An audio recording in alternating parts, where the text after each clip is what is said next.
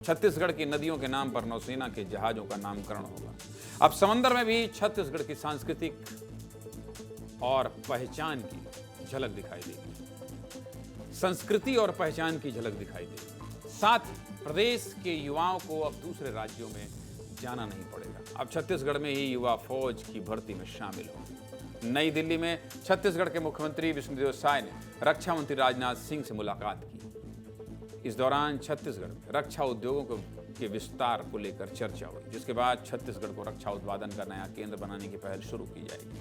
वहीं मुख्यमंत्री साय की पहल पर नौसेना के युद्धपोतों और जहाजों के नाम छत्तीसगढ़ की नदियों के नाम पर रखने की चर्चा हुई। छत्तीसगढ़ की नदियां प्रदेश की जनता के लिए जीवनदायिनी है। इसलिए सीएम साय ने सुझाव दिया कि जब भी नए युद्धपोत या जहाज लॉन्च हों तो उनमें से कुछ के नाम छत्तीसगढ़ की नदियों और क्षेत्रों पर रखे जाएं।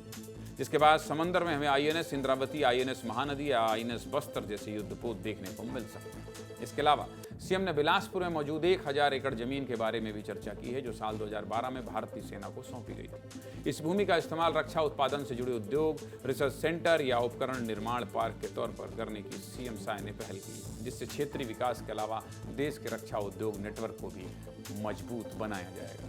वहीं छत्तीसगढ़ में भारतीय सेना या वायुसेना का कोई स्थायी कैंप नहीं है। इसको लेकर भी सीएम साय ने प्रस्ताव रखा कि बिलासपुर या बस्तर क्षेत्र में सेना का प्रशिक्षण या भर्ती केंद्र बनाया जाए।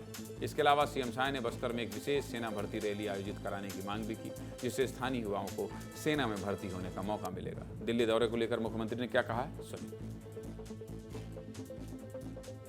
हमारे देश के आदरणीय रक्षा मंत्री श्री राजनाथ सिंह जी से भी मुलाकात हुई है और उनसे एक तो वहाँ पर छत्तीसगढ़ के अंदर बिलासपुर में वहाँ का जो एयरपोर्ट है उसके बगल में आर्मी की 1000 एकड़ से ज़्यादा जमीन है, जिसको आर्मी ने लिया था, लेकिन उनका कोई काम नहीं है।